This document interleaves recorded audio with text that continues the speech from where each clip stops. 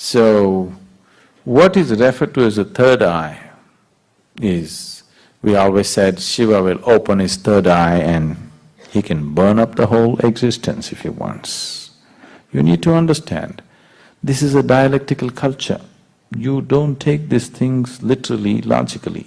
You need to always read behind it. Unfortunately, people start interpreting it as a logical thing and its whole thing is so badly distorted.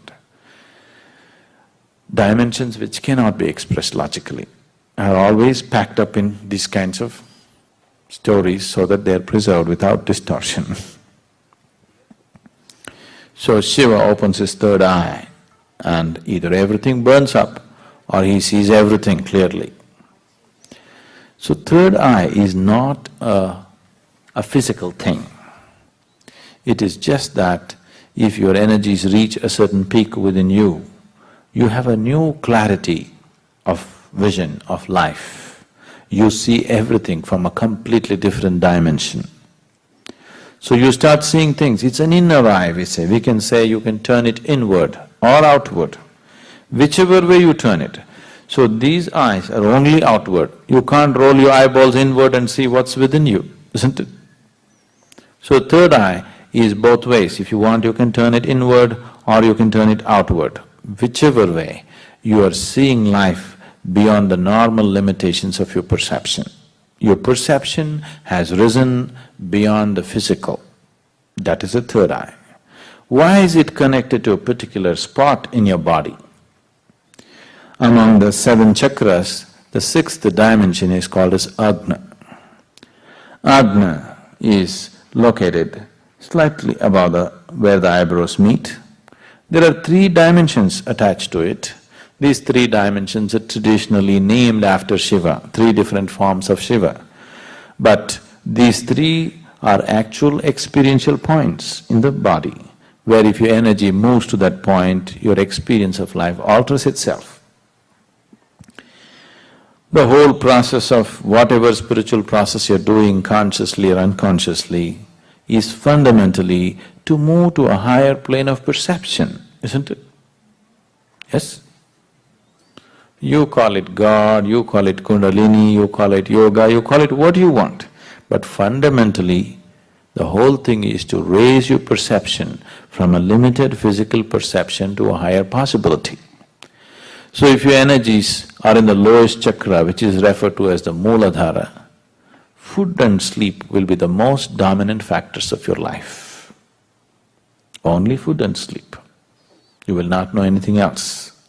If energies move into Swadhisthana, then you are a pleasure seeker, you enjoy the physical world in so many different ways.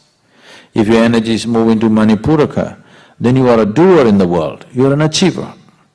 If your energies move into Anahata, you're a creative person, maybe you're an artist, you're a painter, you're something, you're more creative about life.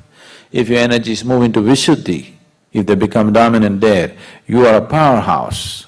Power need not just mean this. Human beings can be powerful in so many different ways.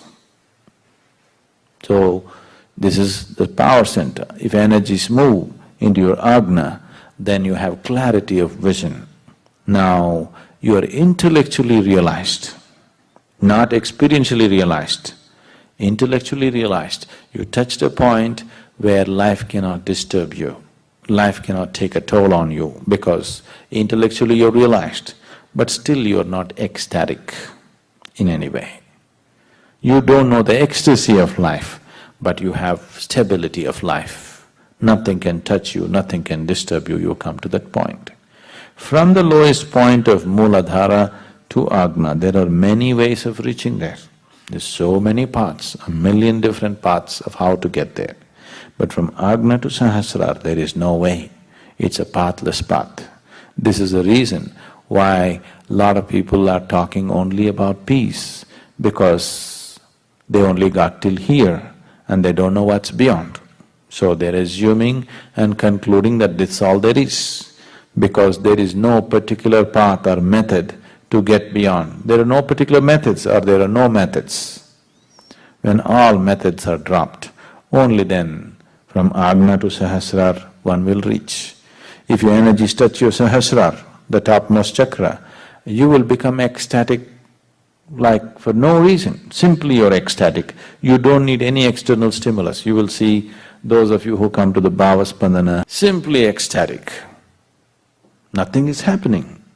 Nobody is telling you beautiful things, nor did you win a lottery, nothing. Simply you're ecstatic, just blowing like that, because your energies have hit the Sahasrara. So from here to here, there is no journey. So when you come here, if you can turn this third eye inward, only then you see that there is no way, the only way is to jump.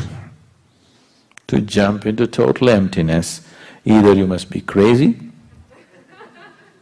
or you must have absolute trust in somebody else's word.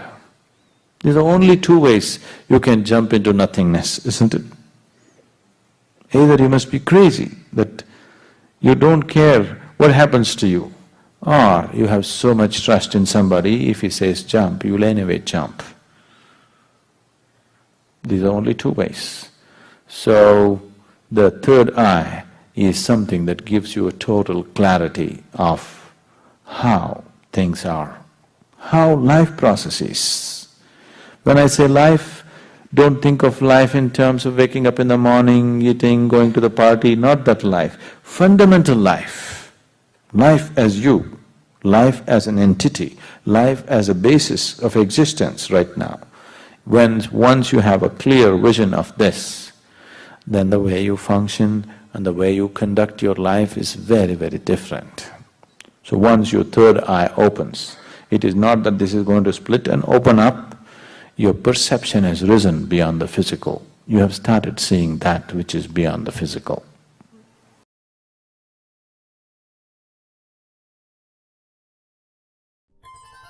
مرحبا أيها البشر، وإن لم تكن منهم فمرحبا بك أيضا.